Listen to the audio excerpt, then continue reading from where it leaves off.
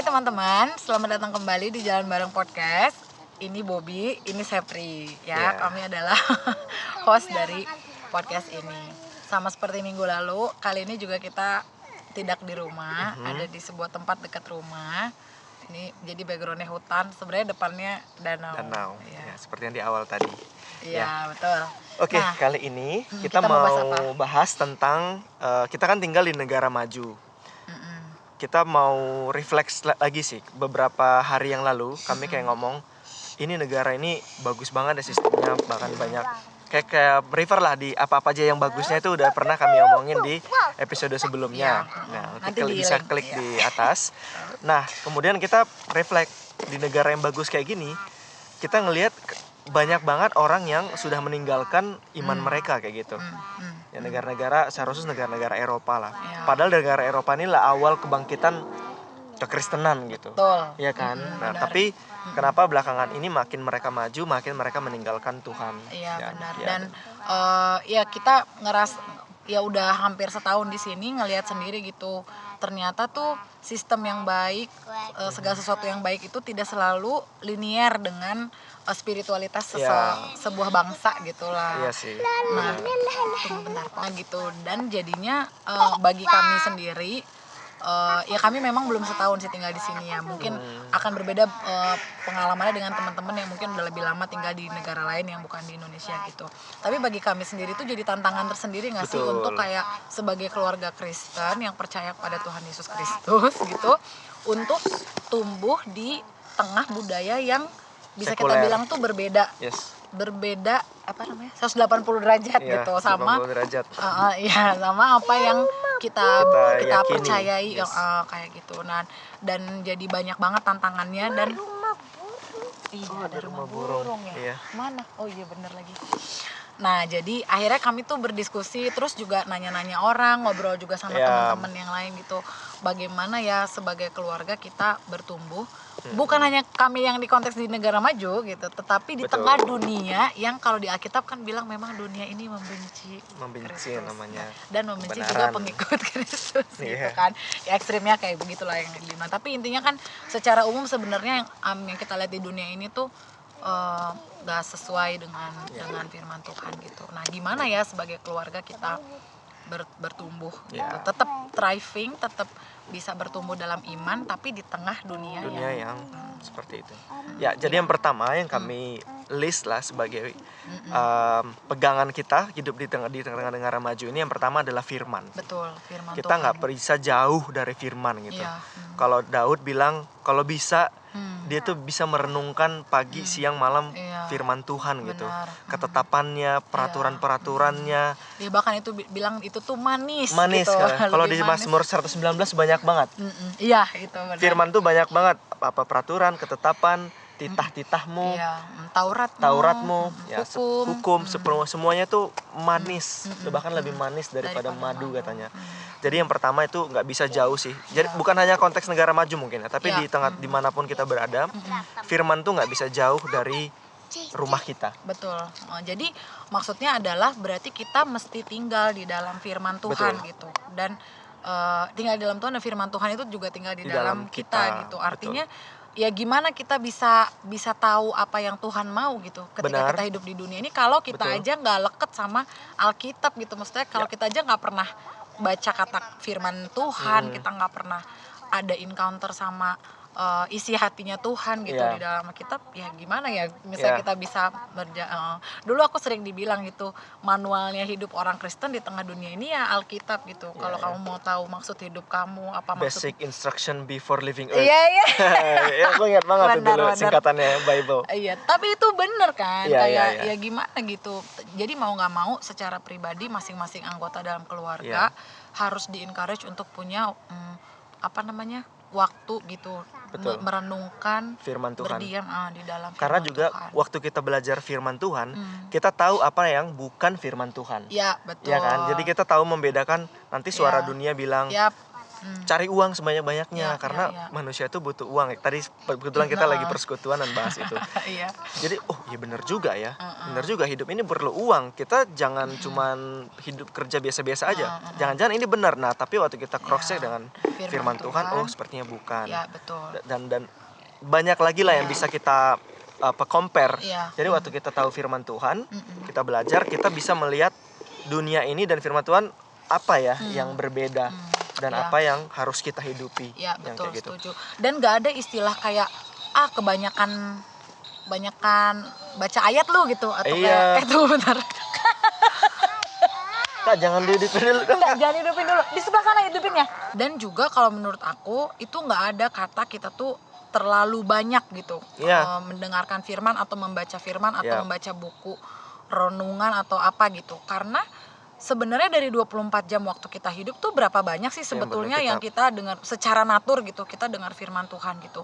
Harus kita akui bahwa noise dari dunia ini tuh udah terlalu banyak, udah lebih banyak gitu menginfluence cara pikir kita dan yang kita dengerin gitu. Jadi kayak kalau kita cuman kayak kita cuman kasih kayak 15 menit aja tuh menurut aku itu nggak banyak sama sekali gitu dibandingin sama kayak aku aja sekarang misalnya lagi kuliah, aku akan lebih banyak baca buku-buku kuliah gitu. 8 jam sehari. Iya, untuk belajar hal itu gitu. Ya meskipun kalau diterangi firman Tuhan itu bisa jadi ini juga, tapi berkat. Maksud aku adalah kita kadang-kadang kan suka ada yang kayak gini misalnya kayak percuma baca-baca firman Tuhan tapi hidup juga masih kayak gitu-gitu masih berdosa. Ya justru karena hidupnya masih berdosa jadi harus baca firman terus gitu. Maksudnya udah baca firman Tuhan terus aja kita masih bisa jatuh dalam dosa, ya apalagi nggak baca gitu kan. Jadi ya kayak gitu, karena secara natur tuh manusia kita udah jatuh dalam dosa, kita tuh nggak ada kesukaan untuk mencintai firman Tuhan.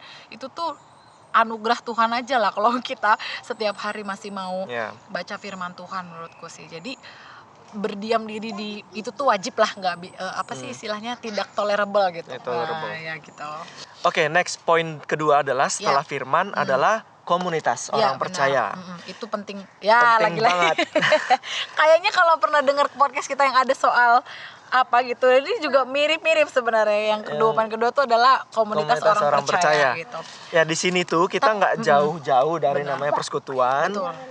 KTB, bahkan via Zoom pun kita tuh menikmati banget KTB keluarga Kristen. Ya, ini dalam konteks keluarga ya. Iya, ini dalam keluarga maupun KTB Pasutri. Yang ada di Jakarta. Iya, betul.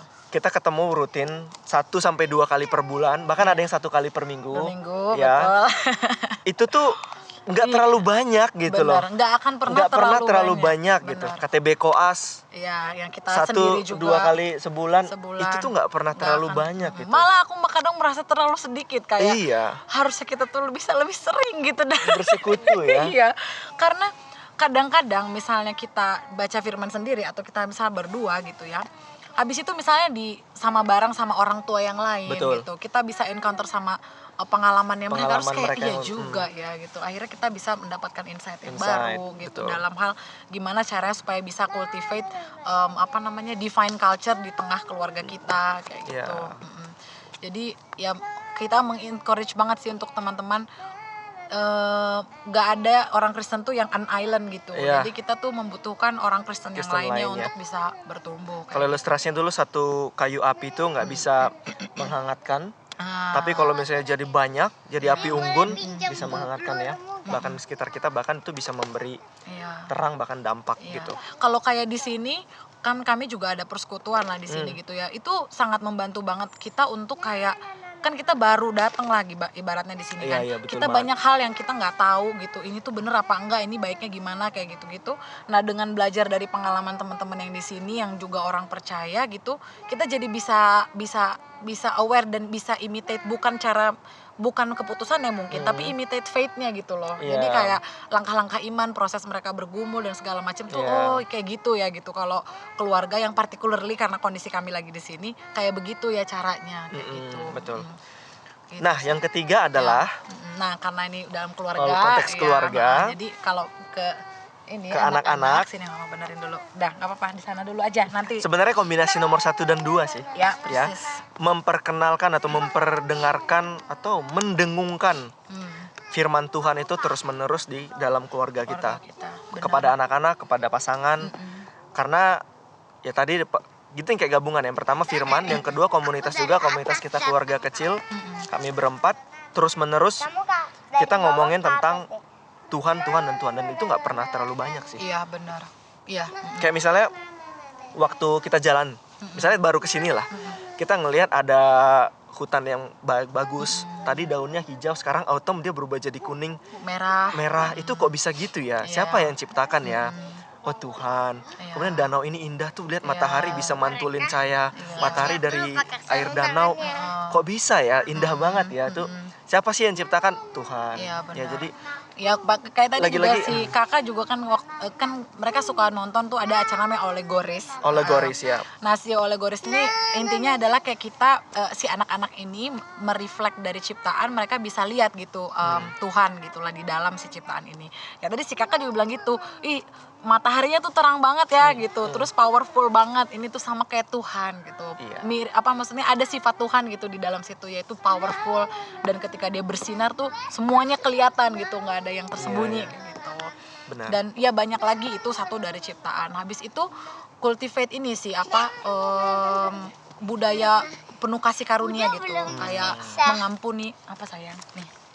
Maksudku kayak ketika ada momen mereka berbuat kesalahan atau kita yang berbuat kesalahan, kita cepat minta maaf, dan mereka juga aku maafin kamu dan lain sebagainya. Itu juga bisa jadi satu hal yang mereka terus-terusan ada grace, ada pengampunan, ada kasih, dan yang intinya adalah ada Kristus lah gitu. Ada Kristus di tengah-tengah keluarga ini kayak gitu. Dan juga ngajarin mereka bahwa bapak mamanya ini juga manusia berdosa gitu. Iya, benar. Jadi waktu kami marah kencang, terus malam-malam udah calm down, kemudian kita mau tidur dan kita ngobrol. Biasanya baca buku, baca Alkitab.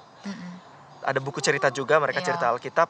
Kita minta ampun sama Tuhan, kita minta maaf juga sama mereka gitu. Jadi mereka juga ngeliat, oh bapak mama kami ini meskipun mereka lebih dewasa dari kami secara usia, umur, tapi mereka ini juga orang berdosa, sama kayak kami berdua, mungkin gitu kali ya. Iya.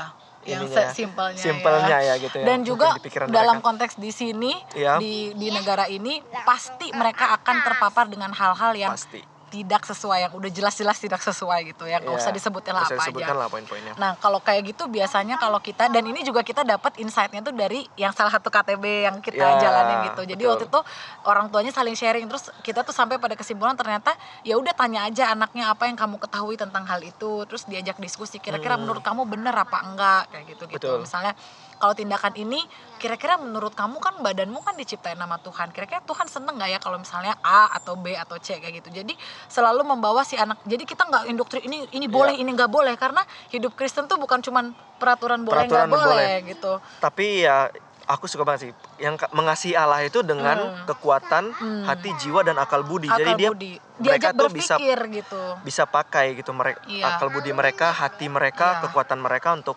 mengasihi Allah gitu. Untuk honor Tuhan gitu, bahwa Allah tuh kudus, Allah tuh ada di sini ya gitu. Allah tuh juga pengen aku tuh kudus, gimana ya caranya kayak gitu. Tapi ya tentu nggak pakai bahasa kayak gini ya. Maksudnya bahasa sederhana lah gitu. Tapi ya intinya kayak gitulah. Dan ini juga kami lagi berproses terus sih, belajar terus. Jadi ya, dan yang paling terakhir juga menurut aku penting menurut kami tuh penting juga doa sih. Ya doa. Keempat, ya. Jangan pernah lengah sih berdoa, karena ketika kita kita pikir kita nggak bisa berusaha apapun, doa tuh ya kayak di firman Tuhan kan, maksudnya Roh Kudus yang akan menolong kita berdoa untuk hal-hal yang kita nggak bisa katakan gitu. Ya oke. Ada satu buku baru tuh di Crossway. Ya. Aku lupa lagi nama penulisnya. Nanti dibikin ininya deh, screenshotnya. Sini duduk sini deh. Nih. Udah diam. Kalau kehidupan orang Kristen tuh kayak bernafas katanya mah. Iya. Inspirasi dan ekspirasi. Inspirasi itu kita menghirup udara, tapi ekspirasi kita menghembuskan udara. Ya. Kalau menghirup kita tuh menerima firman Tuhan. Tapi waktu kita mengexhale, mengekspirasi, kita berdoa kepada Tuhan. Benar. Jadi kehidupan orang Kristen bernafas katanya kan. Nah, nafas hidup orang Kristen tuh nggak cuma doa sih, tapi doa dan firman. Karena waktu kita menerima firman Tuhan, tapi waktu berbicaranya kita berbicara kepada Tuhan ya melalui doa. Jadi itu dua hal yang nggak pernah bisa tinggal sih. Iya. Mungkin nanti satu waktu kita perlu bikin episode khusus tentang berdoa, karena doa tuh aku rasa belakangan kan aku lagi baca itu yang buku tentang doa gitu.